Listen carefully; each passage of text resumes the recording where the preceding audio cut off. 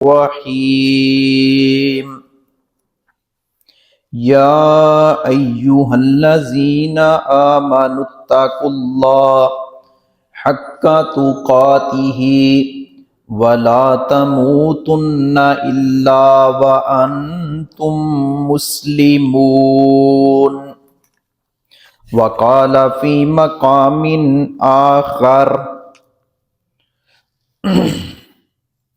وَإِذْ قَالَ لُقْمَانُ لِابْنِهِ وَهُوَ يَعِظُهُ يَا بُنَيَّ لَا تُشْرِكْ بِاللَّهِ إِنَّ الشِّرْكَ لَظُلْمٌ عَظِيمٌ۔ ہمہ قسم کی تعریفات بابرکت کلمات تنہا خالق کائنات ذوالجلال والاکرام کی ذات اعلیٰ و عرفہ کے لیے، جو ہر قسم کے عیوب و نقائص سے پاک، مبرہ اور منزہ ہے۔ اس کی جتنی بھی تعریف کی جائے کم ہے۔ درود و سلام ہوں میرے اور آپ کے محبوب اور غمخوار پیغمبر، رحمت کائنات، رحمت للعالمین، سید الاولین والآخرین، سید ولد آدم، سید روز محشر، تاجدار حرمین، خاتم النبیین، امام اعظم حضرت محمد مصطفیٰ صلی اللہ علیہ وآلہ وسلم کی ذات گرامی پر، جن کی سیرت طیبہ ہم سب کے لیے اسوہ حسنہ کی حیثیت رکھتی ہے۔ احباب گرامی، سورہ لقمان قرآن کریم کے اندر اللہ رب العزت نے 21ویں پارے میں چند باتیں حضرت لقمان حکیم رحمہ اللہ کے بارے میں بیان فرمائی ہیں، اور کئی ایک صورتیں ایسی ہیں جو مختلف شخصیات، عظیم ترین شخصیات، نبیوں کے نام پر نازل ہوئیں۔ اسی طرح ایک سورہ لقمان بھی ہے جو ایک عظیم ہستی کے نام سے موسوم کی گئی ہے۔ سورہ لقمان اس کے اندر اللہ رب العزت نے وہ پند و نصائح بیان فرمائے ہیں جو انہوں نے اپنے بیٹے کو کیے تھے، اور کئی ایک حکمت بری اور دانائی والی باتیں اللہ رب العزت نے بیان فرمائی ہیں۔ حضرت لقمان کون تھے، اس بارے میں مختلف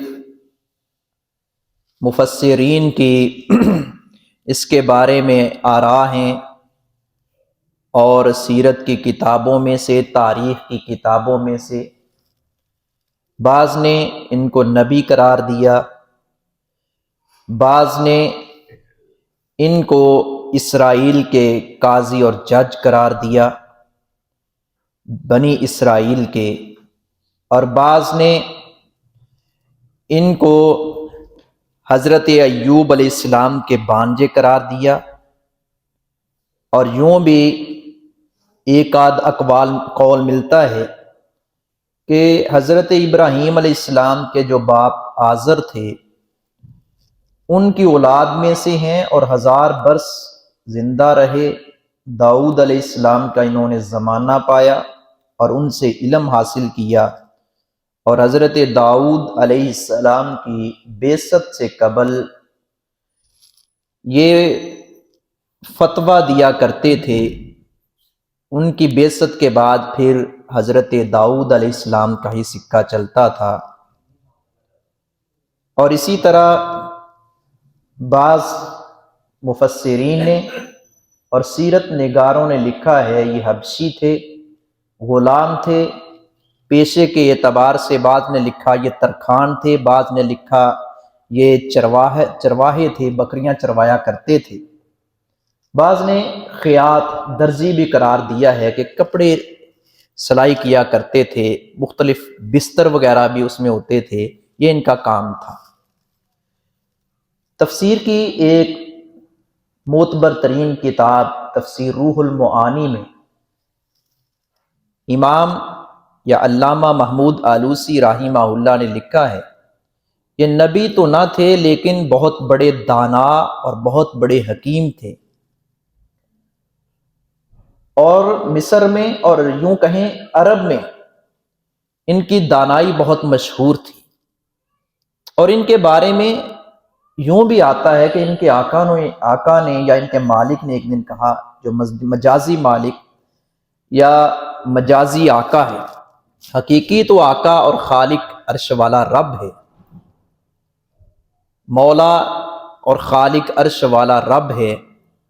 تو ان کے مالک نے کہا کہ یہ جانور لے جاؤ، ذبح کرو، گوشت کے 2 بہترین ٹکڑے لے کر آؤ۔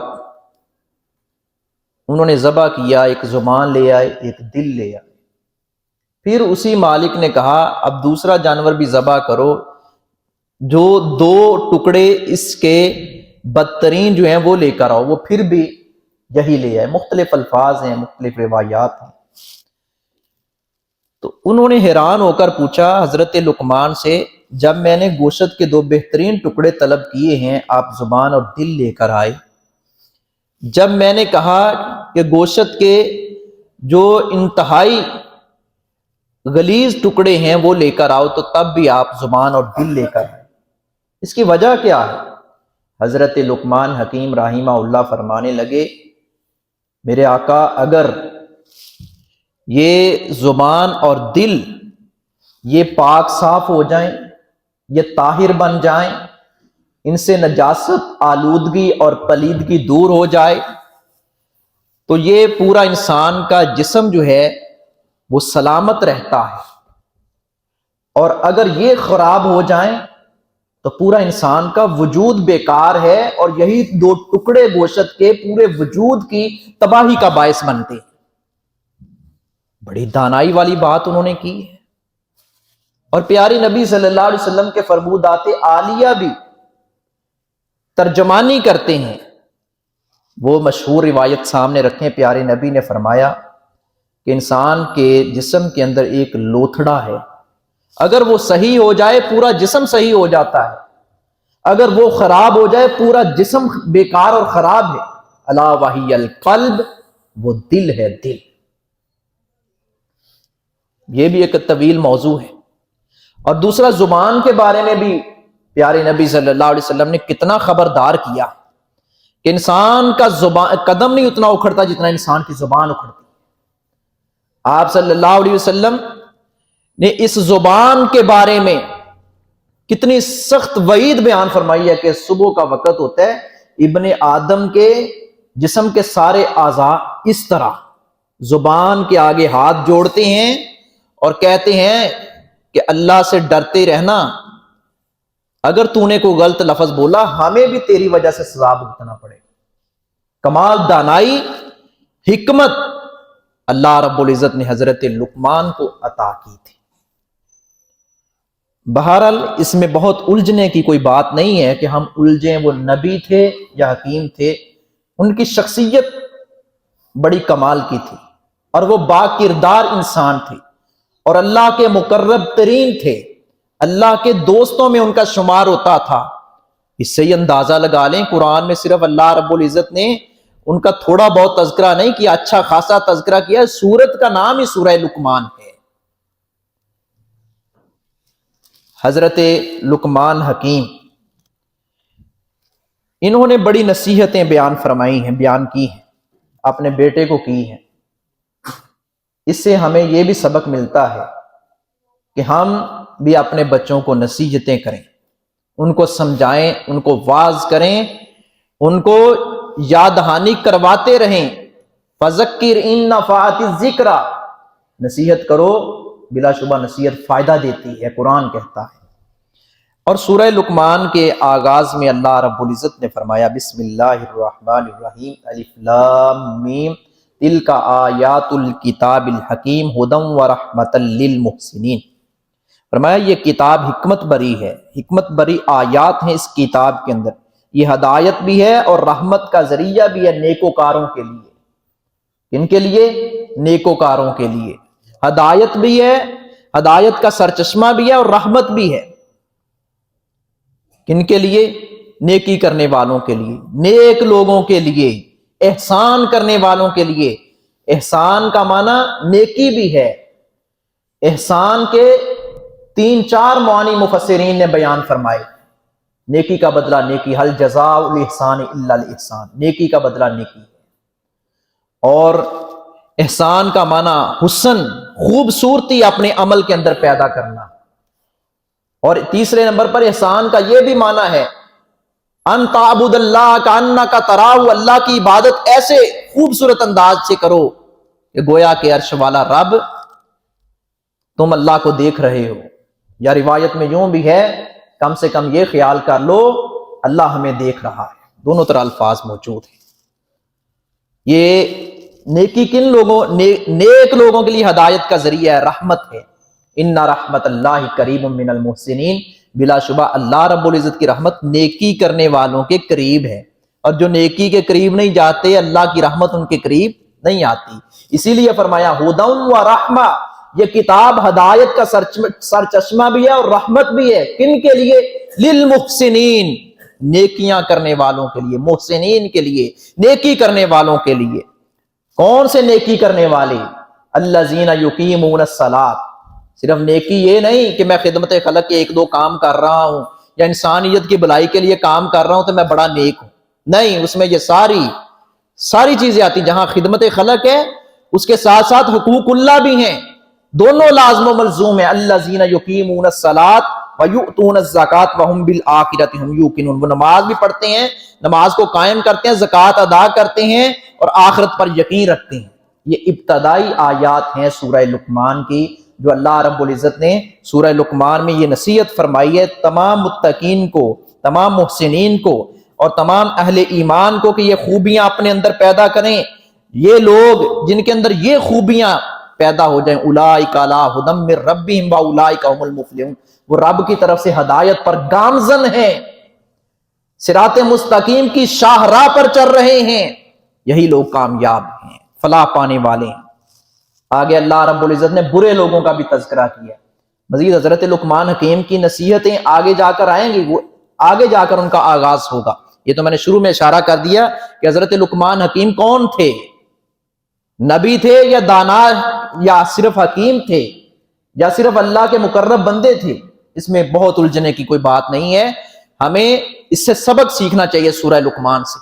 سورہ لقمان کے اندر بہت سارے اسباق پنہاں ہیں، اس کے اندر اللہ رب العزت نے بہت سارے اسباق رکھے ہیں، اور شروع میں اللہ رب العزت نے حضرت لقمان حکیم کی وہ نصیحتیں جو انہوں نے اپنے بیٹے کو کی تھیں، ان سے قبل اللہ رب العزت نے تمہیدی طور پر، یوں کہہ لیں اللہ رب العزت نے ابتدائی طور پر اہل ایمان کے چند اوصاف بیان فرمائے، قرآن حکیم کا تذکرہ کیا، اس کو ہدایت اور رحمت کا ذریعہ قرار دیا۔ کن کے لیے؟ نیکی کرنے والوں کے لیے، نماز پڑھنے والوں کے لیے، زکوٰۃ ادا کرنے والوں کے لیے، آخرت پر یقین رکھنے والوں کے لیے، یہ لوگ کامیاب ہیں۔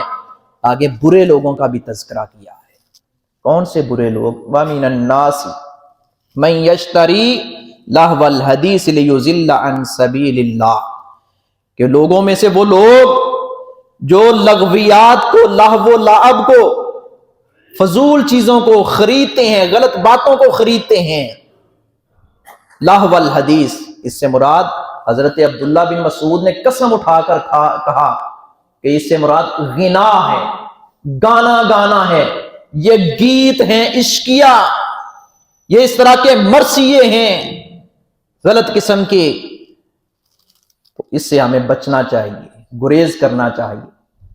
وَمِنَ النَّاسِ مَن يَشْتَرِي، جس طرح کوئی چیز، یعنی اس کو اللہ رب العزت نے فرمایا کہ جن لوگوں کے اندر یہ رغبت پیدا ہو جائے کہ وہ اس کے دل دادا بن جائیں، اس کے شوقین اور شائق بن جائیں، کہ ایسے ہی ہے جیسے بندے کو کوئی چیز پیسوں سے خریدنی پڑے تو بندے کے اندر تڑپ ہو، اس کو خرید لیتا ہے، جن کے اندر یہ لغویات سننے سنانے کا شوق اس طرح کا عروج پکڑ جائے، طول پکڑ جائے کہ وہ بڑے چسکے لے کر، بڑے مزے سے، کہ جو مرضی ہو جائے مجھے یہ ملنا چاہیے، یہ موسیقی، یہ غنا، یہ گیت، یہ گانے میرے دل کی غذا ہے، مجھے سکون نہیں ہوتا، میری روح جو ہے تڑپتی ہے اگر میں یہ نہ سنوں. نعوذ باللہ الیاذ باللہ استغفر اللہ. اس طرح کے غلیظ گیت سننا، غنا، گانا گانا جس کو لہو قرار دیا گیا ہے، یہ پیارے نبی صلی اللہ علیہ وسلم کا وہ فرمان سامنے رکھیں. کل قیامت کے دن ایسے لوگوں کو اللہ رب العزت ان کے کانوں میں یہ شیشہ جو ہے، شیشہ گلاس ہے، اس کو پگھلا کر، کون سا شیشہ، یہ دنیا کا کوئی معمولی شیشہ نہیں ہے، پھر جہنم کی آگ ہے، اس میں پگھلا کر کانوں کے اندر، جن کانوں سے یہ غلط باتیں سنا کرتا تھا، وہ ابلتا ہوا، اچھلتا ہوا اس کے کانوں میں ڈالا جائے گا. نبی کریم صلی اللہ علیہ وسلم کو تو آپ نے جب ایسی آواز آئی تو آپ نے اپنے کانوں کے آگے انگلیاں دے لی. اور پیارے نبی صلی اللہ علیہ وسلم نے فرمایا قرب قیامت لوگوں کی شکلیں بگڑیں گی، زمین کے اندر دنسا دیے جائیں گے، اللہ کا عذاب اور قہر نازل ہوگا ان لوگوں پر جو لہو و لعب کے شوقین ہیں، غلط چیزیں کھیلتے ہیں، غلط چیزیں ان کا مشغلہ ہیں، جس کے اندر فضولیات ہے، لغویات ہے، بکواس ہے، نقصان ہی نقصان ہے، کوئی فائدہ نہیں ہے. قیامت کے قریب ایسے لوگوں کی پھر شکلیں بگڑیں گی. اور آپ دیکھتے نہیں، بہت سارے لوگوں کی اموات بتا دیتی ہیں کہ چہرہ چمک رہا ہے، چہرہ دمک رہا ہے، یا چہرے کے اوپر لعنتیں برس رہی ہیں. تو اللہ رب العزت بھی کل قیامت کا دن ہوگا، بلکہ جب حدیث میں آتا ہے، نبی صلی اللہ علیہ وسلم نے فرمایا فرشتے لے کر جاتے ہیں روح کو جنت کی طرف، تو آگے سے دربان جو ہے وہ راستہ کھول دیتے ہیں اور اس کو اہلاً و سہلاً کہا جاتا ہے. نیک روح کو خوش آمدید اور بری روح کو کہا جاتا ہے لے جاؤ اس خبیث نفس کو واپس لے جاؤ. اس لیے ہمیں بچنا چاہیے. آج ہماری جو تقریبات ہیں جن پر ہم لاکھوں روپے خرچ کرتے ہیں، کئی لوگ تو کروڑوں روپے خرچ کرتے ہیں، اور رونا روتے ہیں ہم صرف مہنگائی کا. جہاں حکمرانوں کی ناہلیاں ہیں، ہماری بھی ناہلیاں ہیں، ہم بھی ناہل لوگ ہیں کہ ہم بھی برابر کے تقریباً اس میں مجرم بن جاتے ہیں. کوئی بات نہیں ہے جی، بچے ہیں. اور ایسی یقین جانے شادیاں یا سننے میں دیکھنے میں آتا ہے، ابھی والد یا والدہ 2 مہینے پہلے 3 مہینے پہلے اس کی ڈیتھ ہوئی ہے، اور بڑے دڑھلے کے ساتھ نچنا ٹپنا پڑکنا جو جاندہ کنجر خانہ کرنا. وہ دیکھو جی بعض ایسے بدبخت ہیں ان کو پتہ ہی نہیں چلتا. والدہ بہت ہو گئی، کہنے لگے ساری ماں دیا جنیاں خواہشاں سی نا اسی ساریاں پوریاں کیتیاں. چنگا ماں نو ثواب پہنچ رہے ہیں، چنگا باپ نو ثواب پہنچ رہے ہیں. اپنی اولادوں کو صحیح راستے پر لگاؤ، وگرنہ یہ اولاد کل قیامت کے دن والدین کا گریبان پکڑے گی کہ ہمیں سکھایا یہی گیا تھا، ہمیں سمجھایا یہی گیا تھا، ہمیں کسی نے روکا ہی نہیں تھا. ہمیں یہ تو کہا دیا تھا کبھی کبھی کہ نماز پڑھا کرو، سچ بولا کرو، ہمیں غلط کاموں سے نہیں روکا. جہاں امر بالمعروف لازم ہے وہاں نہی عن المنکر، برائی کو سے روکنا، اور اس کا آغاز گھر سے کرنا چاہیے.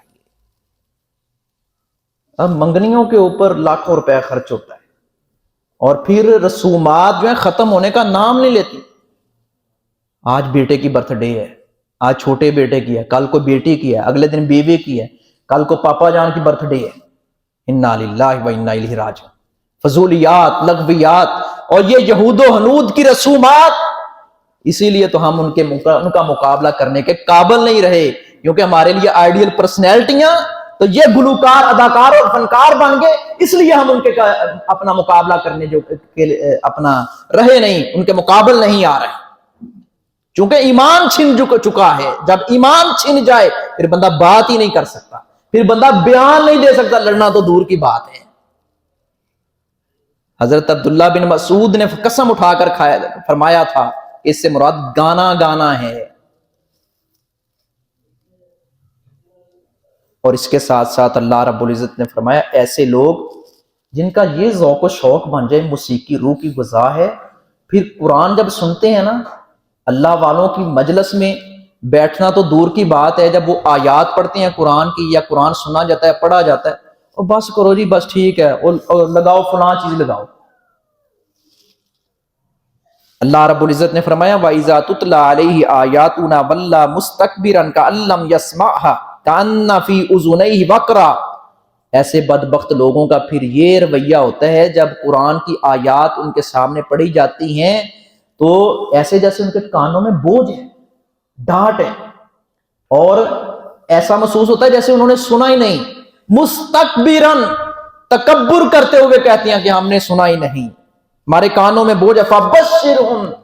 فبشرہ بعذاب علیم، ایسے بدبخت کو جہنم کے آگ کی خوشخبری سنا دو، جہنم کی آگ کی خوشخبری۔ اس لیے فضولیات سے بچیں۔ آپ کو اللہ رب العزت نے روپے پیسہ دیا، ٹھیک ہے، آپ اچھی گاڑی لیں۔ آپ کو اللہ رب العزت نے روپے پیسہ دیا، حلال کماتے ہیں، حلال کھاتے ہیں، اچھا کھاؤ، اچھا پہنو، اچھی رہائش، یہ سہولیات سے فائدہ اٹھائیں۔ سردیاں آئی ہیں تو سردیوں کی سہولیات، گرمیاں آئی ہیں تو گرمیوں کی سہولیات، اس سے کوئی انکار نہیں ہے، یہ جائز ہے سب کچھ، لیکن اپنے آپ سے باہر ہو جانا اور اللہ رب العزت کی حدود و قیود ان کو پامال کرنا، یہ اللہ رب العزت کے غضب اور اس کے قہر کو خود دعوت دینے والی بات ہم کرتے ہیں۔ کبھی یہ ایک دو دن کے یہ پروگرام ہوتا ہے، پتہ ہے ہم نے اللہ رب العزت کی طرف لوٹ کر جانا ہے، اس لیے ہمیں اپنی شادیوں کے اوپر یہ فضولیات اور لغویات اس کو ترک کرنا چاہیے۔ بعض والدین کوشش کرتے ہیں لیکن اولاد اتنی اتھری ہوتی ہے، وہ کہتے ہیں نہیں، بہرحال انہوں نے تو اپنا حق ادا کر دیا ہے نا، جہاں تک ان کا بس چلتا ہے، یہ نہیں بس ایک دفعہ زبان سے کہہ دیا، ہر طرف سے ان کا راستہ روکنے کی کوشش کریں، ناراضگی کا، سخت ناراضگی کا، جہاں تک بس چلتا ہے کہ میں آپ کی شادی میں شریک نہیں ہوتا، عملی طور پر بائیکاٹ کر دیں، جا بیٹا کروا جا کر، میں نہیں جاؤں گا صاحب۔ اکھاں کھول جان گیاں، ساری اولادیں ایک جیسی نہیں ہوتی، اولادیں بھی کئی قسم کی ہوتی ہیں، والدین بھی کئی قسم کے ہوتے ہیں، والدین کو بھی تربیت کی ضرورت ہے، اولاد کو بھی تربیت کی ضرورت ہے۔ جب والدین تربیت یافتہ ہوں تو پھر اولادیں تربیت یافتہ ہوتی ہیں، جب والدین خود ان کو تربیت کی ضرورت ہو، وہ اولاد کی خاک تربیت کریں گے۔ باز تو کرنا چاہیے، نصیحت تو کرنی چاہیے، نہ مانے تو نہ صحیح۔ بعض ایسے بدبخت بھی ہیں، آپ دیکھیں نوح علیہ السلام کا بیٹا ہے، باپ کی بات نہیں مان رہا، ذلیل ہو رہا ہے، لیکن حضرت نوح علیہ السلام نے تو اپنا حق ادا کیا ہے۔ اس طرح حق ادا کرنا ہے، یہ نہیں میں بڑا کیا جی، ٹھیک ہے جی، چلو اچھا ٹھیک ہے، کوئی نہیں، میں ویسے انہوں روکیا لیکن روکدا نہیں، اس کو روکنا نہیں کہتے۔ آخری اسٹیج تک جائیں، جہاں تک بس چلتے ہیں، برائی کے خلاف جہاد کریں، لوگوں کو تو روکیں، اور گھر میں لغویات ہو، لوگوں کو تو روکیں اور ممبروں پر چڑھ کر ہم واز کریں، لیکن ہمارے گھر میں بےہودگی، بے پردگی، عریانی، فحاشی اور غلیظ قسم کا لٹریچر، اور دن رات گانوں کی آوازیں آئیں، گندی ویڈیوز چلیں، اور ہمارے کانوں پر جوں تک نہ رینگے۔ فَبَشِّرْهُ بِعَذَابٍ عَلِيمٍ، قرآن کہتا ہے ایسے بدبختوں کو عذاب علیم کی، دردناک عذاب کی بشارت سنا دیں۔ حضرات گرامی، آگے اللہ رب العزت نے دونوں کا انجام بیان فرمایا ہے۔ جو نیکوکار ہیں، جو قرآن کی آیات کو پسند کرتے ہیں، اس کے مطابق اپنی زندگی جو ہے بسر کرتے ہیں، ان کا بھی اللہ رب العزت نے جزا، ان کی عزت تکریم کا بھی تذکرہ کیا ہے۔ اور یہ لہو و لعب، فضولیات، لغویات، بکواس، اور یہ ڈرامے بازی، یہ ہلڑ بازی، یہ فحش گوئی، یہ غلیظ لٹریچر اور اس طرح کا کاروبار کرنے والے، اس کو فروغ دینے والے، سننے والے، سنانے والے، ان بدبختوں کا بھی اللہ رب العزت نے تذکرہ کیا۔